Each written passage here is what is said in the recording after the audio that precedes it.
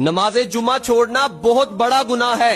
ये बहुत खास बात है, खुद भी सुने और दूसरों तक भी पहुंचाए। नबी करीम अलैहिस्सलाम ने इरशाद फरमाया, जिस शख्स ने सुस्ती और काहली की बुनियाद पर 3 जुम्मों को छोड़ा, अल्लाह ताला उसके दिल पर मोहर लगा देता है। एक हदीस पाक में आता है कि नबी करीम अलैहिस्सलाम मिंबर शरीफ पर जलवा अफरोज हो रहे थे, तो आका अलैहिस्सलाम ने इरशाद फरमाया कि जुमा छोड़ने से बाज रहो, वरना अल्लाह तुम्हारे दिल पर मोहर लगा देगा और तुम्हारा शुमार गाफिलीन में होगा। और एक और हदीस पाक में नबी करीम अलैहिस्सलाम ने जुमा छोड़ने वालों को तंबीह फरमाई। हुजूर इरशाद फरमाते हैं, जिसने जुमा छोड़ा वो अल्लाह के यहाँ ऐसी किताब में मुनाफिक लिखा जाएगा जो ना मिटाई जा सकती है और ना उसमें तब्दीली की जा सकती है। अब इन अहादीस को सुनकर आप समझ गए होंगे कि जुमा छोड़ना कितना बड़ा गुनाह है। इसीलिए आज ही नियत करें कि आज के बाद हमारा कोई जुमा नहीं छूटेगा, और जो पीछे जुमे छूट चुके हैं उनकी अल्लाह की बारगाह में सच्चे दिल के